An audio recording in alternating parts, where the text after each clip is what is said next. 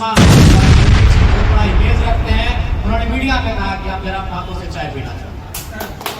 2 साल पहले इसने स्पष्ट कहा कि यदि छात्रों के साथ, उनके भविष्य के साथ कोई खिलवाड़ किया, पहला काम हम लोग भी नियम से करेंगे, कायदे कानून से करेंगे।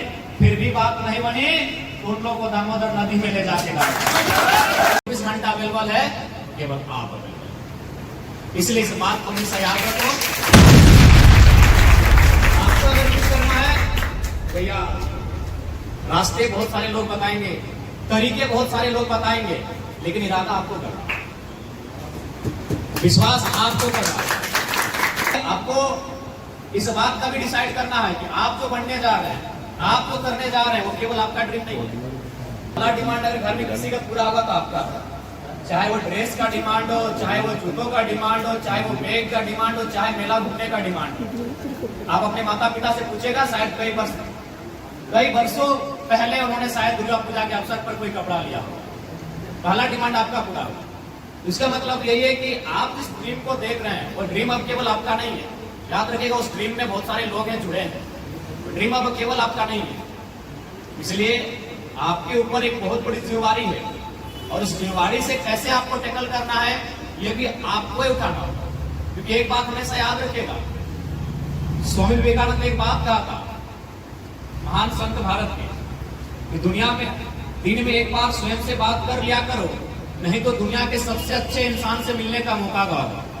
आप एक बात स्पष्ट जान लीजिए, आपसे बेहतर आपके लिए इस दुनिया में कोई नहीं है। फॉर एग्जाम्पल, जिसे आप अपनी माँ कहते हैं, आपको लगता है कि मेरी माँ सिर्फ मेरी है, क्या वो आपकी है? जिसे आप माँ कहते हैं, जो आपकी माँ है, और आप कहते हैं कि मेरी माँ सिर्फ मेरी है, क्या संभव आपकी है? वही स्त्री किसी की पत्नी है, वह किसी की भाभी है, वह किसी की पुत्रवधू है, वह किसी की मौसी लगती है। तो आप कैसे दावा करेंगे वो माँ सिर्फ आपकी है?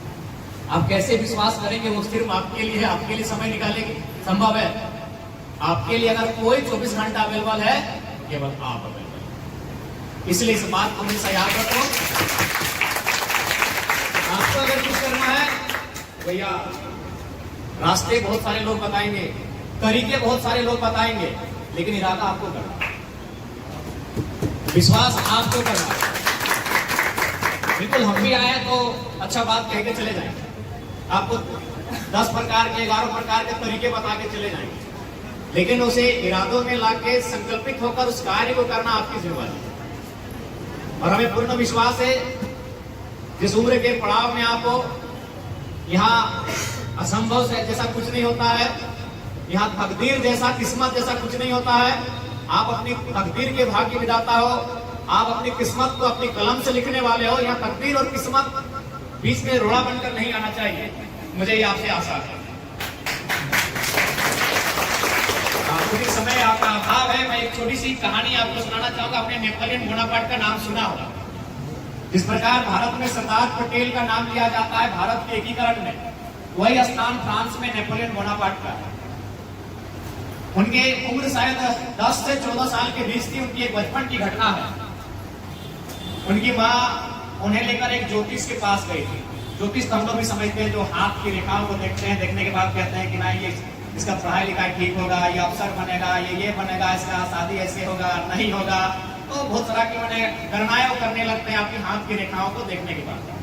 तो नेपोलियन बोनापार्ट, उनकी माँ उन्हें लेकर गई थी। उस गणना करने वाले ने उनके हाथों को देखा और देखते ही कहा कि इसका जो जीवन है बड़ा कष्टदायी है, इसके जीवन में बहुत सारी अप्रिय घटनाएं होंगी, बड़ा दुखद और दुर्भाग्यपूर्ण जीवन होगा इनका। तो नेपोलियन बोनापार्ट ने कहा कि आप दावे के साथ ऐसा कैसे कर सकते हैं कि मेरा जीवन बड़ा कष्टकारी है? बोला देखो बाबू, इसमें हम क्या कर सकते हैं, तुम्हारी हाथ की लकीरें ऐसा किया रही। तो नेपोलियन बोनापार्ट ने अगला सवाल उनसे कहा कि अगर मेरे हाथ की लकीरें ना रही तो? बोला ये कैसे हो सकता है, ये तो अच्छा मजाक है। तुम्हारे हाथ की लकीरें हैं मीन्स हैं, और हाथ की लकीरें ऊपर से नीचे ऐसे आई है तो आई है, दाएं गई है तो गई है, तो हाथ की लकीरें डिसाइड कर रही है। और नेपोलियन बोनापार्ट ने फिर दोहराया, अगर ना हो तो बोला ऐसा हो ही नहीं सकता। तो नेपोलियन बोनापार्ट की बचपन से उनकी ख्वाहिश थी सेनापति बनने की, एक राजा बनने की। छोटा सा छुरा रखते थे अपने कमरधनी में खोस कर, उस छुरे को निकाला, अपने हाथ को यूं पसारा और छुरे को ऊपर हाथ के ठीक ऊपर रखा और एक बार ऊपर से एक बार नीचे से, और फिर ज्योतिष को दिखाया, बोला मेरे हाथ में तो लकीरें ही नहीं। तो उस ज्योतिष ने कहा कि जिस युवा में ये साहस है, जिस युवा में इतनी हिम्मत है, वो काल के कपाल में लिख के को मिटा सकता है। ये तकदीर और किस्मत की बातें आपकी डिक्शनरी में नहीं होना चाहिए। मैं अपनी बढ़ाई नहीं करूंगा, लेकिन आप एक बार चाहें तो हमको गौर से देख सकते हैं। मेरे 2 साल के अनुभव को, मेरे 2 साल के घटनाक्रम को आप पढ़ सकते हैं। 2 साल पहले मेरे गांव के लोग मुझे ठीक से नहीं जानते थे। आज इस राज्य के बाहर के मुख्यमंत्री हमसे मिलना चाहते हैं। अगर आपने इंटरव्यू में सुना होगा, आसाम के मुख्यमंत्री हेमंत बिश्व शर्मा, इस राज्य के बाहर के मुख्यमंत्री हमसे मिलना चाहते हैं। अगर आपने इंटरव्यू में सुना होगा, आसाम के मुख्यमंत्री हेमंत बिश्व शर्मा, जो आज पॉलिटिक्स में बहुत बड़ा इमेज रखते हैं, उन्होंने मीडिया में कहा कि हम जरा हाथों से चाय पीना चाहते हैं। 2 साल पहले इस लड़के को कोई नहीं जानता था।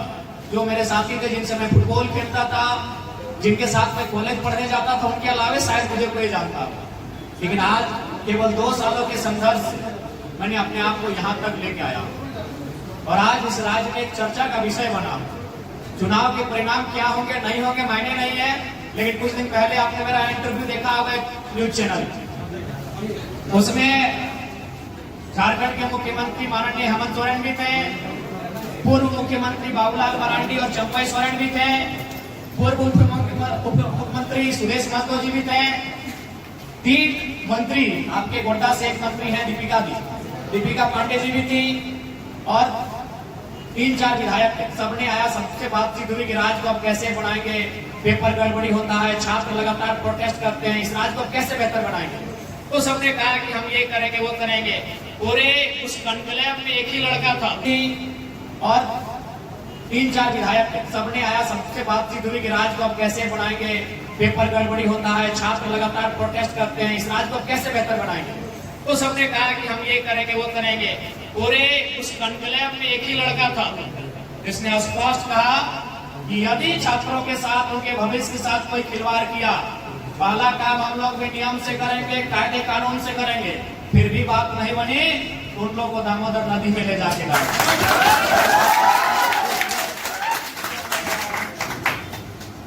तो इसलिए मैं ये उदाहरण अपना मैंने इसलिए दिया कि 2 सालों में आज हम लोग यहाँ तक चल के आए, क्योंकि हम लोग किस्मत और तकदीर कुछ नहीं जानते। एकदम बहुत जिद्दी है, इतना जिद्दी है कि शायद 1-2 बज गया अभी तक खाना नहीं खाया। और आपको बताना चाहेंगे, लोकसभा का जो चुनाव हुआ था उसमें 10 दिन ऐसा दिखा था, गर्मी का दिन था, हम 10 दिन नहाए नहीं थे, 10 दिन हम ब्रश नहीं किए थे, 5 बजे सोते थे, 8 बजे उठ के जाते थे। लोकसभा का जो अभी एमपी का चुनाव पार हुआ, 5 बजे सोते थे, 8 बजे उठ के जाते थे, केवल खुला करते थे, और जो सुबह का क्रियाकलाप, उसके बाद गाड़ी में ही भोजन, और केवल मीटिंग्स, केवल सभा। और आज उसका परिणाम हुआ कि पूरे भारत के इतिहास में 1952 से भारत में चुनाव होता है, हम चुनाव, पूरे भारत के इतिहास में पहली बार कोई लड़का इंडिपेंडेंट फर्स्ट टाइम चुनाव लड़के 3.5 लाख वोट ले पूरे भारत में। झारखंड की बात नहीं की, पूरे भारत में फर्स्ट टाइम, और कोई पब्लिक फिगर नहीं, कोई पब्लिक फिगर नहीं, एक आम लड़का जो गांव में रहता था, बस उसने अपनी एक, और एक खास बात कि अपनी एक अलग इमेज बनाई। जैसे आज अगर मैं आपसे पूछूं कि चांद पे सबसे पहले कौन गया था, बताइए, मान लो चांद पे सबसे पहले कौन गया था? Neil Armstrong. दूसरे नंबर पे एडविन। तीसरे नंबर पे आपको भी नहीं मालूम, ईमानदारी से कहें हमें भी नहीं मालूम, अगर आपके शिक्षक जानते हैं तो अच्छी बात। अच्छा, हिमालय की सबसे ऊंची चोटी माउंट एवरेस्ट पे सबसे पहले कौन गया था? Edmund Hillary Tenzing. दूसरे नंबर पे आपको भी नहीं मालूम, मुझे भी नहीं मालूम, अंतरिक्ष में सबसे पहले कौन गए थे? यूरी गगरिन। दूसरे नंबर पे, तीसरे नंबर पे आपको भी नहीं मालूम, मुझे भी नहीं मालूम। इसका मतलब क्या है कि दुनिया नंबर 1 को याद रखें। अब ये आपको डिसाइड करना है कि आप किसी एक फील्ड में अपने आप को नंबर 1 बनाते हैं।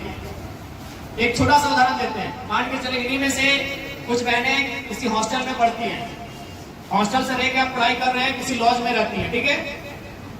मेरे कहने का मतलब है आपके अंदर एक हुनर ऐसा होना चाहिए जिसको लेकर दुनिया आपको सर्च करे। अब मान के चलिए ये 3 बहनों को उदाहरण लेते हैं, इनका नाम है अनीता, सुनीता, कविता। फॉर एग्जाम्पल, ये तीनों बहन हॉस्टल से रह के पढ़ती हैं और तीनों अलग अलग कोचिंग में 5 किलोमीटर 4 किलोमीटर ट्यूशन करने जाती हैं। तीनों के जाने का टाइमिंग एक ही है और आने के टाइमिंग में आधा घंटा पौने घंटा का फर्क हो जाता है। अब क्या है कि सुनीता बहन को खाना बनाने आता है, ये चावल बनाना जानती है, लेकिन सब्जी बनाना कविता को आता है। तो अगर सुनीता अगर पहले आ गई रूम में तो ये कविता का वेट करेगी कि सब्जी भी तो बनना चाहिए। अब कविता को क्या है कि केवल सब्जी बनाना आता है, दाल बनाना अनीता को आता है। यानी फिर ये दोनों अनीता का वेट करेंगे कि जब तक अनीता नहीं आएगी तो दाल और सब्जी से तो नहीं होगा, चटनी से तो नहीं होगा, दाल भी चाहिए। यानी ये दोनों मिलकर तीसरे का वेट करेंगे। यानी इसका मतलब क्या है कि तीनों में एक क्वालिटी है।